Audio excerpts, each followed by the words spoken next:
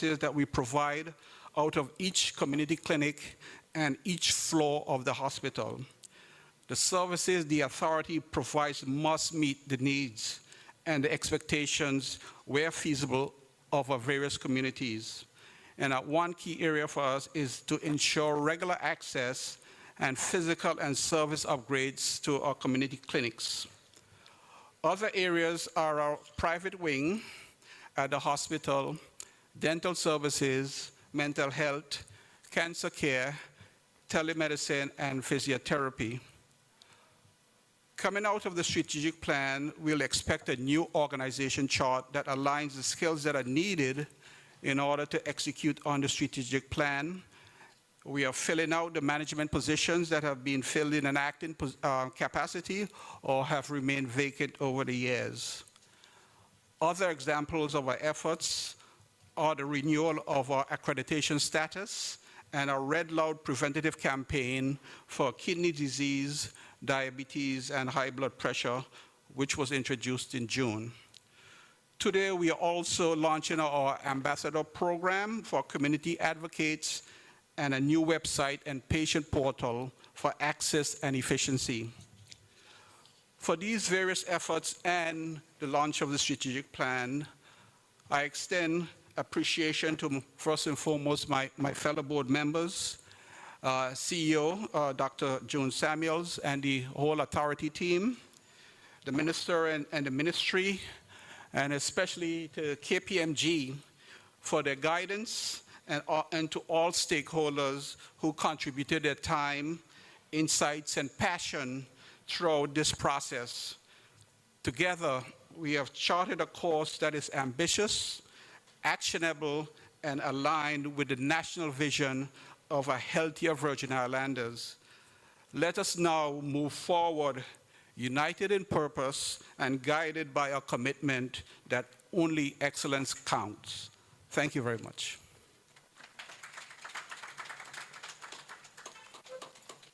Thank you, Chairman Potter. Chairman Potter is keen to ensure that, for those of you who are not aware, enough work going on at the BVIHSA, so he just gave you a full report. Give him another round of applause.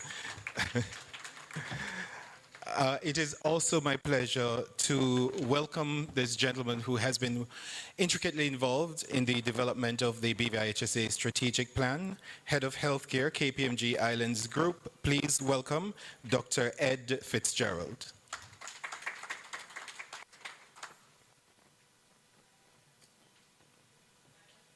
Thanks very much.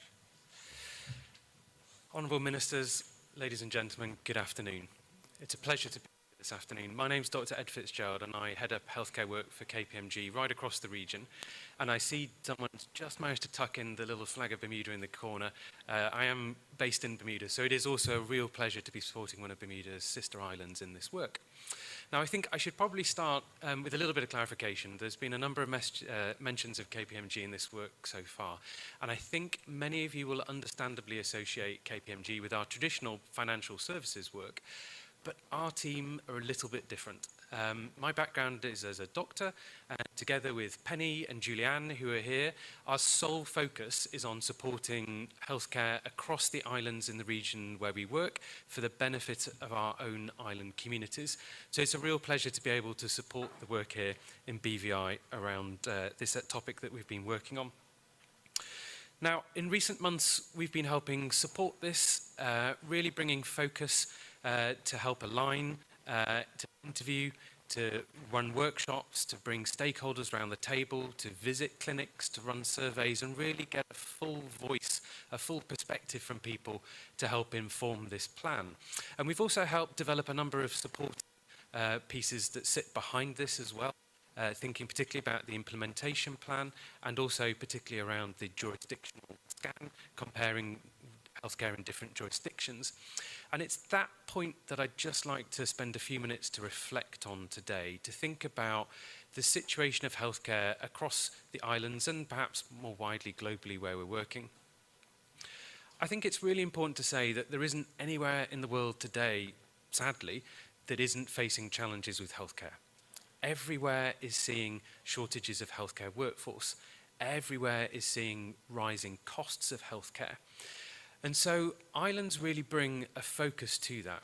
I often say they apply a magnifying glass because it really brings into sharp relief the need to be able to support healthcare in an island setting. And I think healthcare in island settings is more nuanced. It can be more challenging. There are also more opportunities. We see in many of the islands where we're working a real uniting focus of the community behind healthcare. Health is wealth. And healthcare has a value, not just a cost. And those are really important guiding principles that I think different island communities do appreciate. So it's against that backdrop of some of the challenges and difficulties that we've really reflected on this work. And we've helped develop strategic plans for a number of different islands across the region. But one thing I really want to say today is how impressed we have been with BVIHSA and the bold ambition that they're taking in setting out this work, in bringing the stakeholders together and really working hard to get everybody on the same page to agree the priorities going forward. And I think it's also really, really important to say that of all the many islands we work in across the region, by far and away the majority do not have a strategic plan in place like this one that has been developed for BVIHSA. So I really commend them for embarking on this and taking this work further forward. Now, I think for any organisation launching a new strategic plan, it really is an important milestone, and I think it's great that we're coming together to celebrate this today because it really is worthy of celebration. It's an opportunity to renew relations with stakeholders and to refresh relationships with the community. But most importantly, it sets out a clear way for everybody to pull together and to move forwards in the same direction to achieve the goals that everyone has now agreed are the priorities. And that's really important and to be commended. And I think also it's worth reflecting that while this is a major point of celebration, I often joke a little bit that the hard work is only really starting now. The purpose of a strategic plan is to enable that delivery. It's to bring those people onto the same page, to set the priorities, to be able to understand what's required for implementation. But the hard work to deliver that is what starts today and follows. And that has already started in many of the work streams that are taking place. So with that, I would like to thank everybody who has been involved. I'd like to thank our own KPMG healthcare team, who bring so much of their island expertise from the islands we're working in.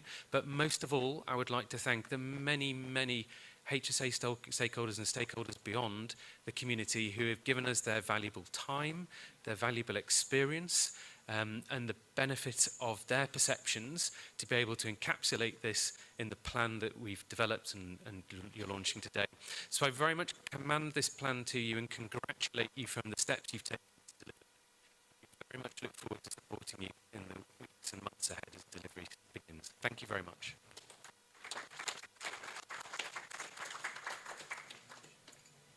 Thank you, Dr. Fitzgerald. Now, Dr. Fitzgerald mentioned that the hard work is ahead of us, and that is in fact true. But something he said I would love to highlight, and is that when you think about the challenges globally, compared to most, we're doing a good job. Give BVIHSA a round of applause. And also, sometimes when you read the blogs and listen to people like Violet on Talking Points, you would think that all is not well with the BVI, but we're doing good. So give BVI a round of applause.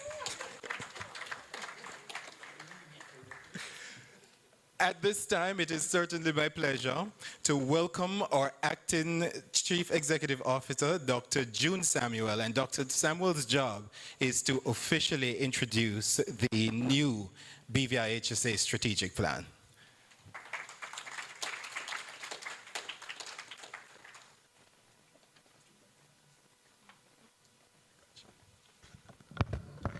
Acknowledge the protocol already established. Good afternoon, everyone.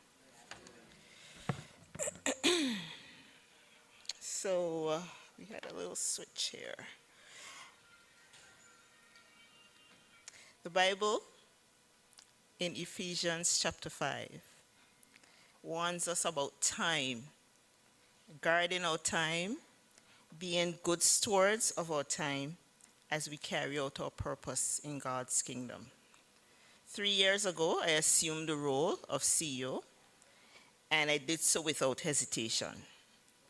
During those 3 years, a lot of us were impatient about change. We wanted change to happen now. But if we are laser focused in managing our time, change will come.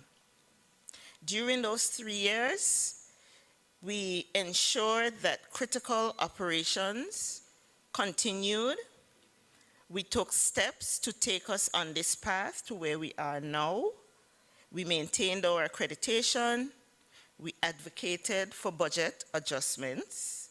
We provided a transparent process to our patients and their families to give us feedback. We get more feedback now than we ever have gotten before.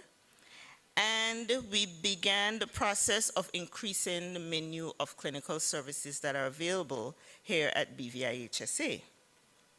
But for any business to be resilient, there must be a plan. At our Christmas function, those of you who were here, you would have heard me say that transformative change is coming to BVIHSA this year. You remember that? Yes, Mr. Honorable Wheatley shaking his head. That time is now, and we're setting that in motion today. May I remind those of us who are impatient that transformation is a process. It's a process that takes place over time, and therefore this strategic plan is an 8-year roadmap reflective of months of collaboration, listening, honest reflection, and it is shaped by the voices of our staff, our patients, and our partners and our communities. It is the roadmap. I've been saying this since yesterday. This now becomes our Bible at BVIHSA that will allow us to build